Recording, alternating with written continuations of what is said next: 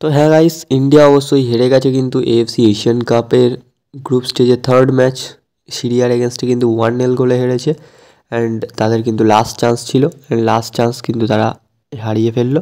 And বন্ধুরা, তারা কিন্তু যেতে পারলো না পরবর্তী রাউন্ডে।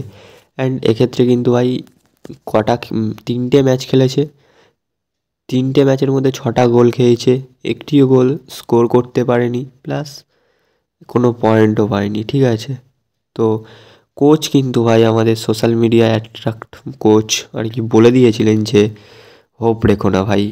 হোপ রাখতাম না, ঠিক আছে, হোপ রাখতাম না, হয়তো ভাবতাম যে ম্যাচ জিতবে, হোপ রাখতাম না ভাই। অস্ট্রেলিয়ার এগেনস্টে অত ভালো খেলার কোনো দরকার ছিল না ওই ম্যাচটা যদি।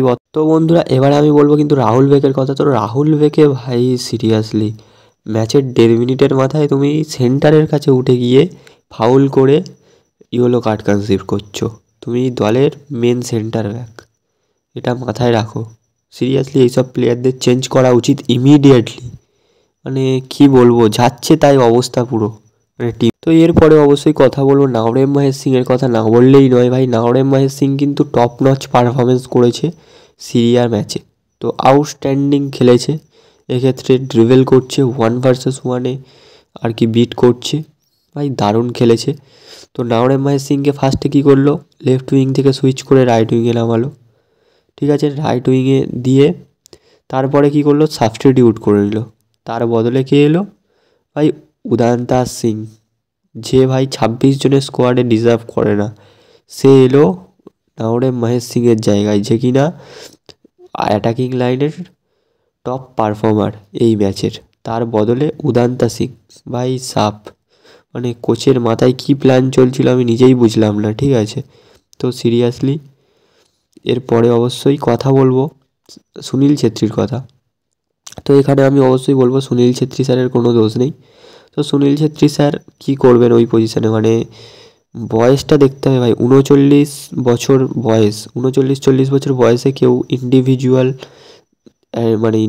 এবিলিটি দিয়ে গোল স্কোর করবে না ভাই। তাকে বল পাস বাড়াতে হবে, সেখান থেকে গোল করবে। ঠিক আছে, ওরকম মানে 39-40 বছর বয়সে কেউ ইন্ডিভিজুয়ালভাবে গোল করবে না। ঠিক আছে, তো এটাই হচ্ছে বলার।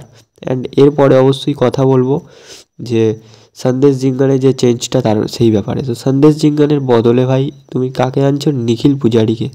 তো নিখিল পূজারি কোনো দিন ওই জায়গাটায় চলে না। ঠিক আছে, নিখিল পূজারির জায়গায় মানে সন্দেশ জিঙ্গানের জায়গায় তুমি লালচুনুগা রয়েছে, প্লাস তার সাথে সাথে প্রীতম কোটাল রয়েছে। তো তুমি এক্সপিরিয়েন্সের দিকে যেতে গেলে প্রীতম কোটালের দিকে যাও ভাই। তুমি লালচুনুগা প্রীতম কোটাল ওদেরকে কি ভাই ওখানে ওই বসিয়ে রাখার জন্য নিয়ে এসেছো নাকি? তুমি ওদেরকে যদি না আনতে আর কি, ঠিক আছে, বেকার বেকার ওদেরকে বসিয়ে রাখার জন্য না এনে ওদের যদি ওদের দলে মানে রেখে দিয়ে আসতে, ইন্ডিয়াতে রেখে যেতে, সেক্ষেত্রে কিন্তু প্রীতম কোটালের কেরালা ভাই নকআউট স্টেজে উঠতে পারতো সুপার কাপের।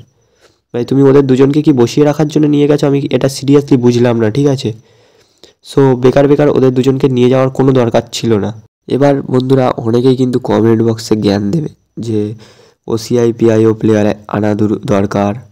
ঠিক আছে, আমি তাদের উদ্দেশ্যে বলি ভাই, ওসিআই পিআইও প্লেয়ারের ওপর ভরসা করে না থেকে আমি বলি যে যেখানে ইন্ডিয়ার মেন স্পোর্টস ক্রিকেট, ফুটবল কিন্তু মেন স্পোর্টস নয়, সেক্ষেত্রে কিন্তু ভাই ফুটবলের জন্য সংবিধান চেঞ্জ করবে না ভারতীয় সরকার। ঠিক আছে, তো এক্ষেত্রে যেটা আছে সেটা নিয়েই থাকা দরকার। ঠিক আছে, ওই যেটা নেই সেটা টানাটানি করে লাভ নেই। ঠিক আছে, তোমার কাছে 26টা প্লেয়ার ছিল, তুমি 26টা প্লেয়ার সুইচ করে করে খেলাও।